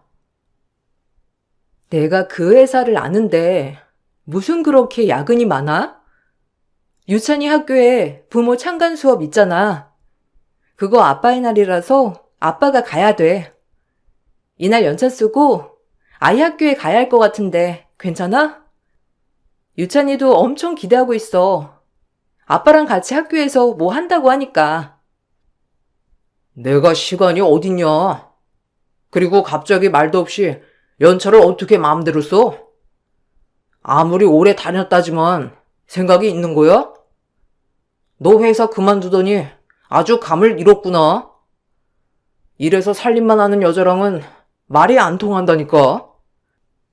맞벌이에서 외벌이가 됐는데 내가 야근도 하고 더 열심히 해야 할 거 아니야. 그래야 이 가정을 먹여 살리지. 학교는 못 가니까 네가 대신 가던가 해. 아빠 창간 수업인데 어떻게 내가 가? 유찬이가 아빠 없는 애도 아니고. 그리고 그렇게 일을 그만두라고 할 땐 언제고. 이제 와서 살림만 해서 말이 안 통해? 당신 진짜 너무한다. 이러려고 나보고 집에 들어앉으라고 한 거야? 양심이 있긴 해? 이 정도로 네가 집에만 있을 줄 알았냐? 그래도 중간중간 아르바이트 하면서 살림의 보탬이라도 될 줄 알았지. 무슨 회사에서 팀장까지 한 애가 그렇게 몰라 세상을? 요즘에 외벌이로 가능한 시대냐고. 네가 아르바이트라도 해야지. 오히려 적반하장으로 나오는 남편을 보고 어이가 없었답니다. 그렇게 남도 아니고 그렇다고 애틋하지도 않은 어찌 보면 평범한 부부로 지내고 있었어요. 남편이 밖으로 나돌기 시작한 게 이상하긴 했지만 허튼 짓 할 사람이라곤 생각하지도 않았죠. 간혹 차가운 말투, 저에게 따뜻한 시선 한번 주지 않았지만 아이 아빠로서 양심에 버금가는 짓을 하진 않을 거라 믿었거든요.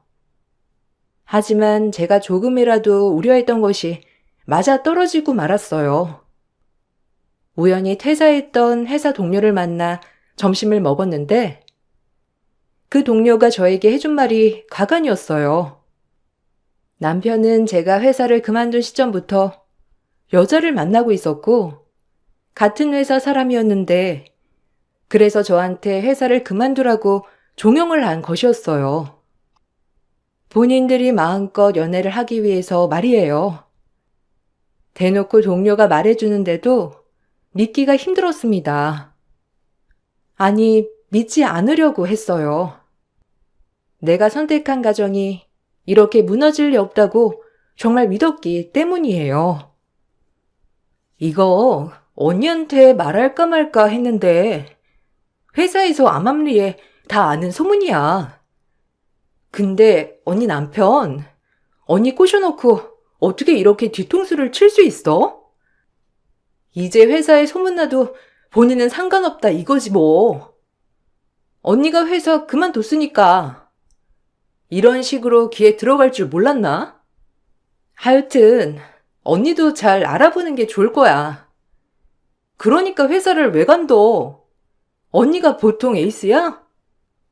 이래서 여자도 일을 해야 돼. 언니가 얼마나 잘 나갔어.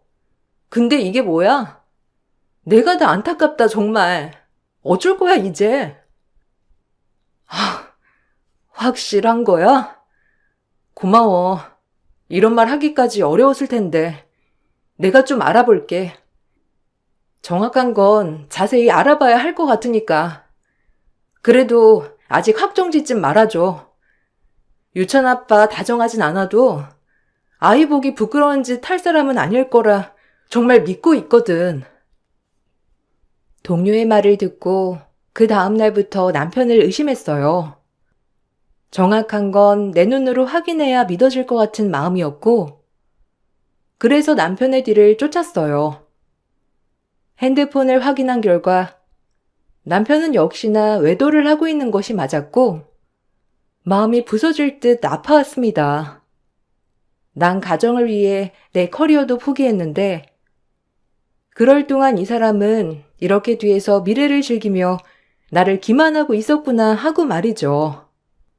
동시에 아들 얼굴이 스쳐 지나가면서 얼마나 마음이 찢어지게 아파왔는지 정말 그날 눈이 퉁퉁 불도록 울었던 것 같아요. 당신 나한테 할 말 없어? 나 다 알고 있어. 김민아 씨랑 그렇고 그런 사이라는 거. 김민아 씨면 우리 회사 직원이잖아. 근데 어떻게 나랑 같이 다니던 회사에서 회사 여직원이랑 바람을 피울 수 있어? 당신이 그러고도 유찬이 아빠라고 할 수 있어?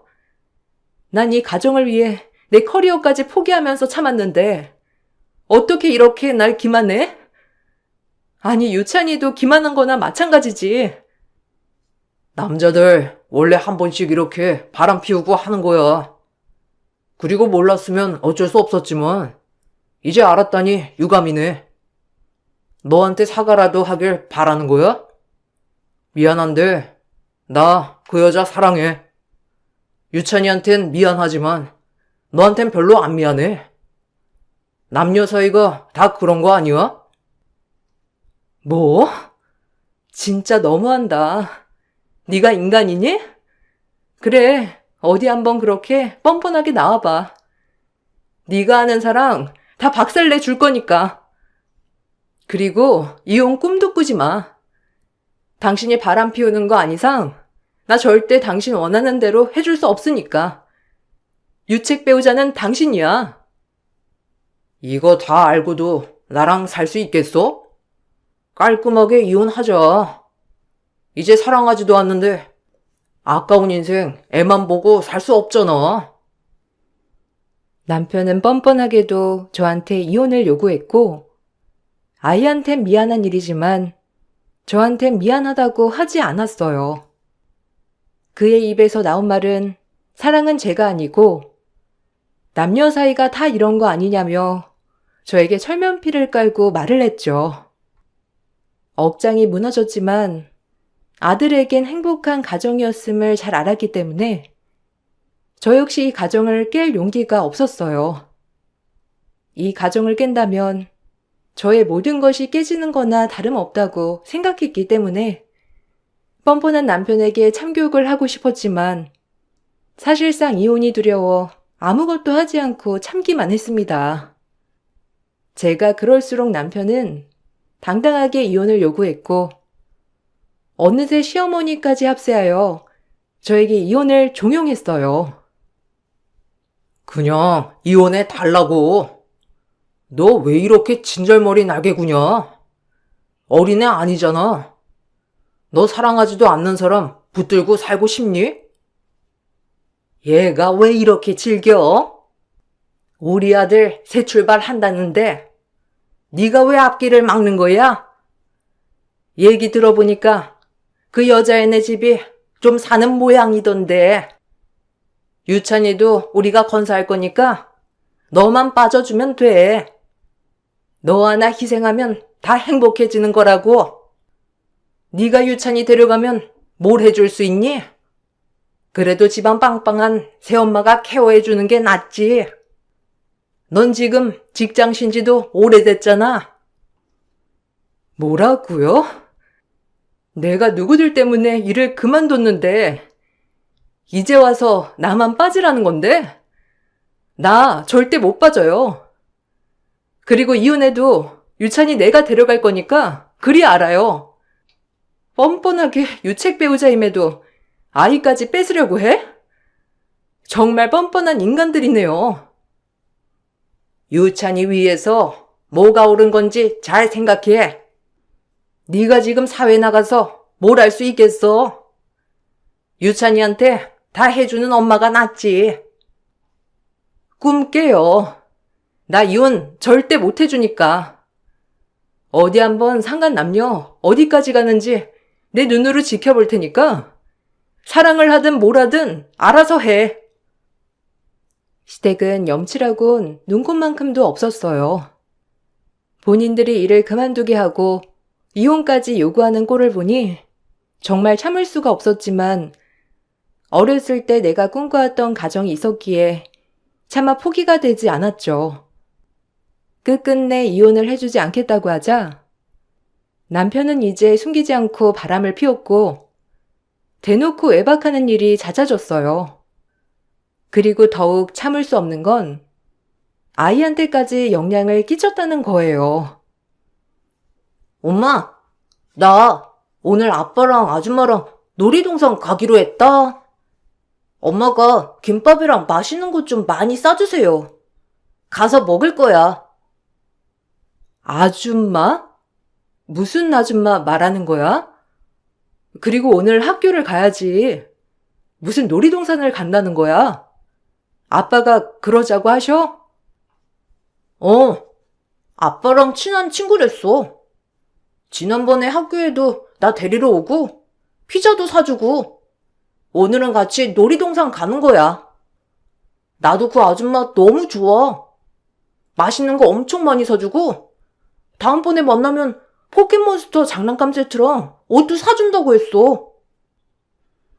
남편은 뻔뻔하게 외도를 하는 여자를 아들에게 칭그럽시고 소개해줬고, 아들은 같이 밥도 먹고 이번에 놀이동산까지 같이 가기로 했다며 해맑게 말해주었어요.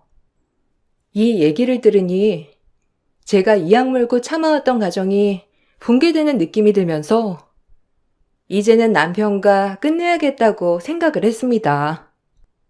더 이상 아이에게 혼란은 줄 수 없을 것 같았거든요. 남편에게 이혼을 해주겠다고 하니 남편은 그 어떤 때보다 기뻐하면서 당장 끝을 내자고 했고, 그러면서 하는 말이 뻔뻔하게 아들에 대한 친권 양육권을 주장하였죠. 결혼하기 전 그렇게 나만 바라보겠다고 했던 남편 어디 갔나 싶으면서 현타가 제대로 오더라고요. 제가 알던 사람과는 정말 정반대의 괴물이 되어 있었거든요. 그런 남자에게 제 아들을 맡길 수는 더더욱 없었습니다. 어떻게든 싸워야 했어요. 그래, 이혼하자. 내가 뭐 때문에 이 가정을 지키는지 모르겠네. 당신이 원하는 대로 해줄게. 이혼해. 유찬인 내가 키울 거야. 미쳤어? 네가 경제적 능력이 뭐가 있어서 유찬이를 데려간다는 거야? 유찬인 내가 키워. 내 핏줄인데 어디 가당키나 해? 네가 무슨 낯짝으로 애를 키운다고 해? 절대 안 돼. 유찬인 너같이 뻔뻔한 인간 아래에서 키우게 할 순 없단 말이야. 그럼 소송해야지. 경제적으로 능력도 없는 게 아이를 키우겠다고? 절대 안 돼. 내 핏줄 내가 키울 거니 그리 알아. 너 유책 배우자야. 네가 뻔뻔하게 소송하잔 말이 나오니? 하긴 뻔뻔하니 바람도 피우고 대놓고 이혼도 요구하지. 남편은 아이에 대한 양육권과 친권을 본인이 가져가겠다고 요구했고, 전 아이만은 절대 포기할 수 없었어요. 남편과 계속되는 법정 싸움 끝에 남편은 저에게 정신적 피해 보상인 위자료 3천만 원을 주어야 했고, 그 뒤 양육권과 친권 소송을 다시 이어갔어요. 물론 이 가정을 파탄낸 상간녀에게도 소송을 걸었어요. 그럼에도 분이 풀리지 않았습니다. 이미 내 가정이 깨졌기 때문이에요. 본인이 가정 잘못 돌본 걸 가지고 나한테 책임 전가 하는 꼴이란 아주 우습네요. 그러게 남편 관리를 애초에 잘했어야죠. 양심도 없네. 남의 가정 파탄 내놓고 나보고 남편 관리를 잘했어야 한다고? 도덕적이지 못한 둘이 비정상이지 내 탓을 해? 너 얼마나 잘 사는지 보자. 너랑 유찬 아빠 내가 지구 끝까지 쫓아가서 볼 거야. 남의 눈에 피눈물 내고 잘 사는지. 참, 한때는 잘 나가는 회사 팀장님까지 했던 사람이 이렇게까지 된 거 보니 안타깝네요.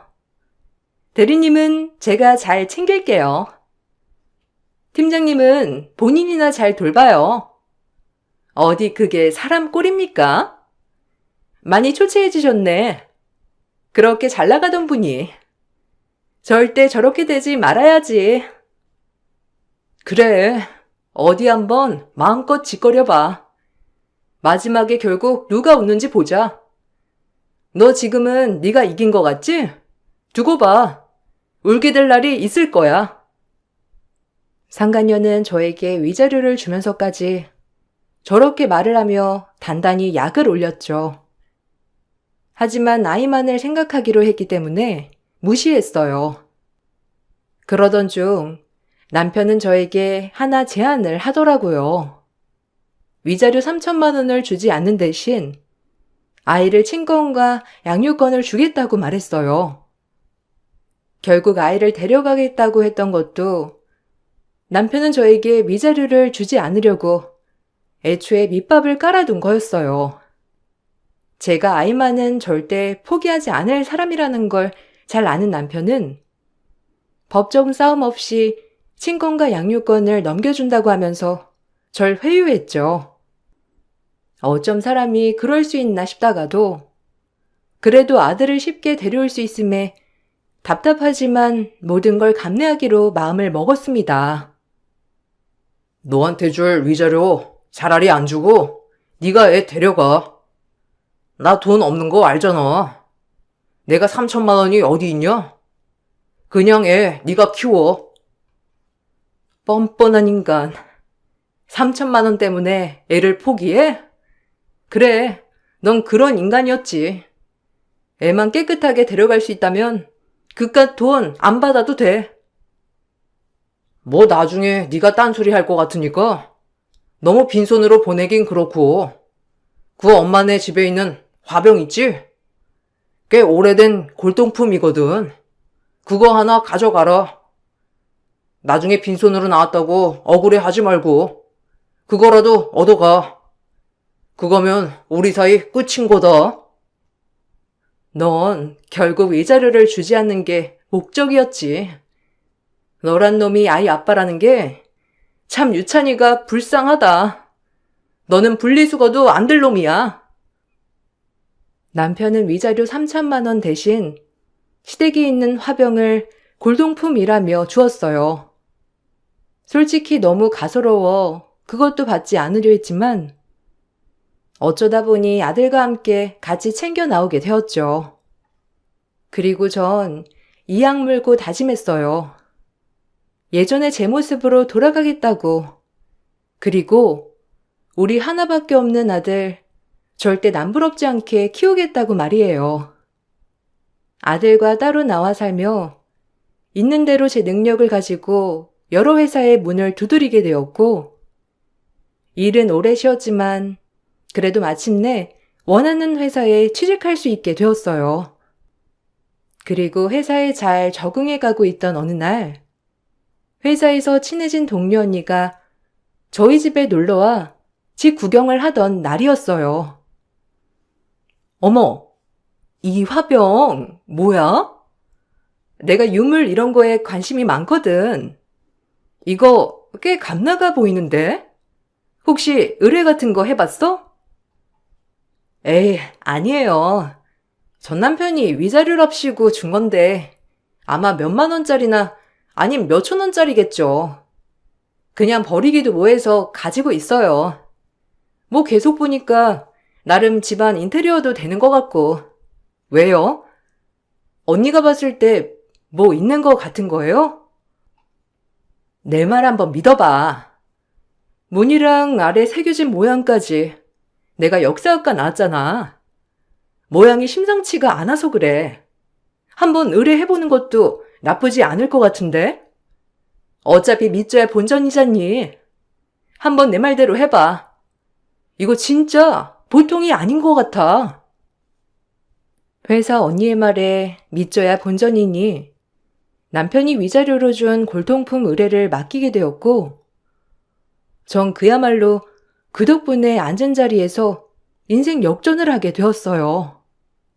남편이 3천만 원을 주기 싫어 저에게 던진 화병은 그야말로 신석기 시대를 대표하는 빗살무늬 톡이었고 완전 유물이었기 때문에 전 그걸 박물관에 넘겨 큰돈을 만질 수 있었습니다. 그야말로 인생 역전이었죠. 그 일이 있고 나서 남편과 아이의 면접 교섭일이 있었고 그날 아들을 남편에게 데려다 주려고 잠시 만났었는데 그날도 어김없이 제 비위와 심기를 거스르며 한참을 절 약 올리더라고요. 참고로 그 면접날도 상간녀와 함께 나타났고요. 와, 신수 좋아 보인다. 뭐 이혼하니까 살만 하나 봐. 이제로 없어도 살만은 하지? 이제 와서 하는 말인데 그깟 화병 왜 가져가냐? 나 같으면 소송을 하더라도 위자료 무조건 받아냈을 텐데. 아, 하긴 이젠 되돌릴 수 없지. 그나저나 넌 눈이 삐었냐? 내가 위자료 대신 준 그 화병 딱 봐도 3,000원짜린데 그걸 위자료랍시고 가져가는 너도 참 수준 알만하다. 뭐? 이게 또 심기를 긁네. 너야말로 그게 3,000원으로 보이디? 그걸 고이 보관만 해둔 네 엄마랑 네 수준도 알만하다. 전 그 얘기를 끝으로 아들을 데려다 준 뒤 제가 뽑은 슈퍼카에 올랐습니다. 남편은 제 옆에 슈퍼카가 있었지만 차마 그것이 제 것인 줄 몰랐었죠. 제가 차에 올라타자 눈이 휘둥그레지면서 렌트를 했냐며 말을 더듬으며 물어봤어요. 아니, 너 차 렌트하고 다니냐? 유찬이한테 일 다닌다고 얘기는 들었는데 아무리 렌트라지만 너무 센 거 아니야? 나한테 이혼당하고 충격으로 머리가 해가닥 돈 건지. 주제 파악 못하고 네가 이런 차가 가당키나 하냐? 그리고 아까 한 말은 뭔 말이야? 말 그대로야. 3천만 원 주기 싫어서 3,000원짜리 화병인 줄 알고 준 그 골통품. 알고 보니 억소리 나는 유물이었지 뭐냐? 덕분에 내 인생 활짝 폈어. 차도 뽑고 집도 이사 갔는데 얘기 못 들었니? 하여튼 고맙다. 너랑 이혼하고 내 신수 헌해줬으니. 뭐? 억소리? 말도 안 돼. 그럼 우리 돈이지. 우리가 그것도 모르고 너한테 넘긴 건데 어떻게 너만 팔자를 피냐? 이제 와서 후회하면 뭐하니? 이미 끝난 것을. 아, 네 상간녀 돈 많다며? 그 돈으로 먹고 살아. 그럼 되잖아? 제 말이 끝나자 남편은 통곡을 하였어요. 피도 눈물도 없을 것 같던 나쁜 인간은 돈 앞에서 눈물을 지으며 제발 돌려달라고 애원하였어요. 순식간에 구질구질한 모습을 보이는 남편을 보니 웃음이 나왔는데 그 모습을 본 상간녀도 정이 떨어졌는지 남편만 두고 이별을 통보한 뒤 자리를 떠버렸어요. 남편의 순간적인 모습으로 사랑하던 상간녀까지 잃고 만 것이었죠. 하지만 남편은 돈 앞에서 사랑이고 뭐고 없는 듯이 상간녀가 가도 신경 한번 쓰지 않으며 저에게 다시 태도가 돌변한 모습을 보였어요.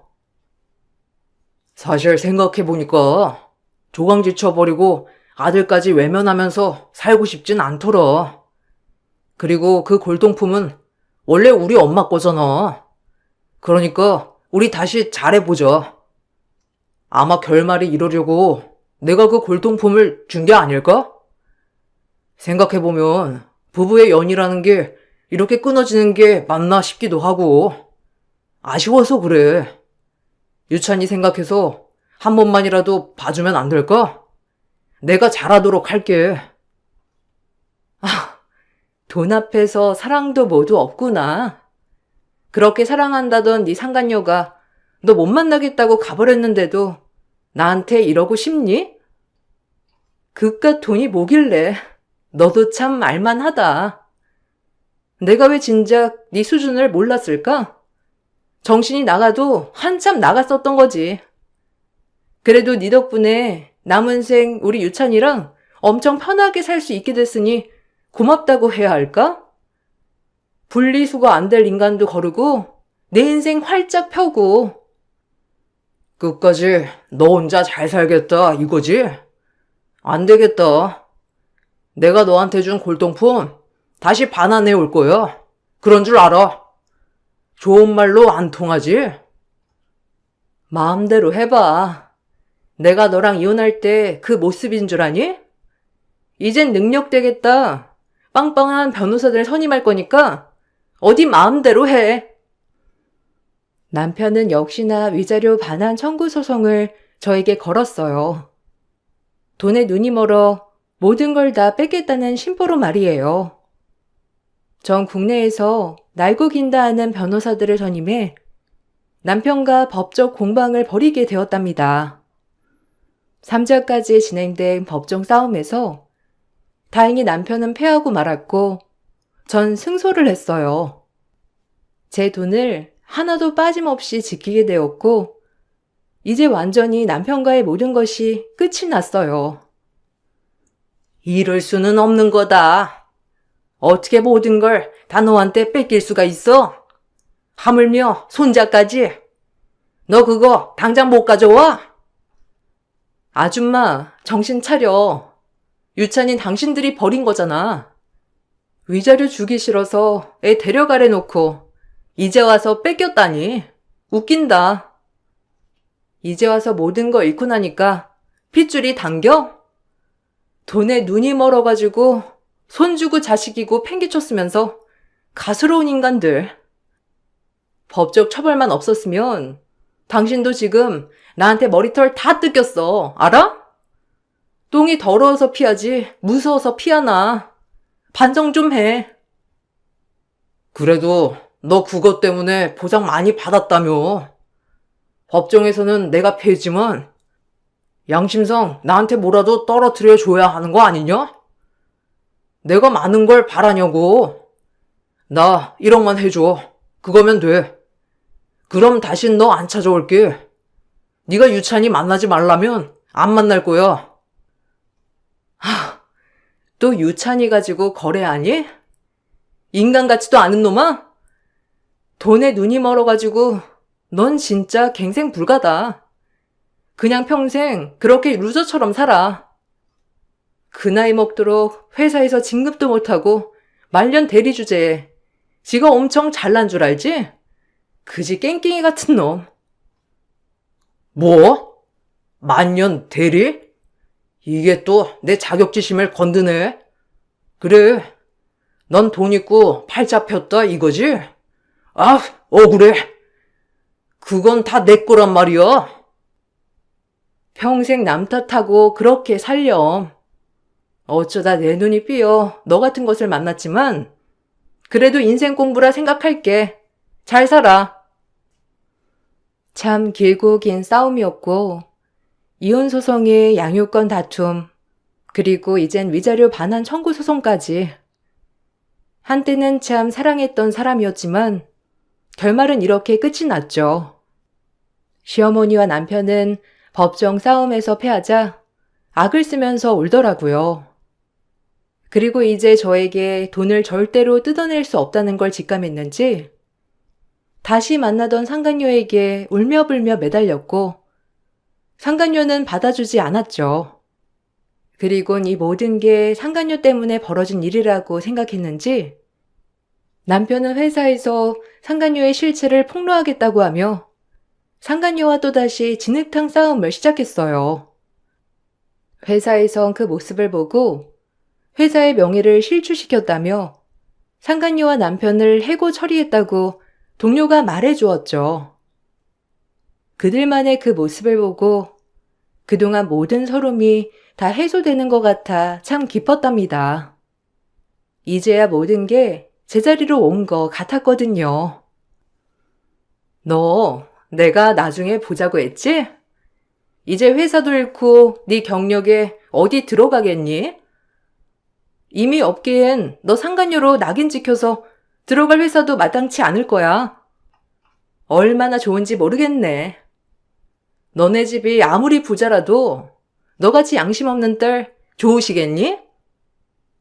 가만 안 둬.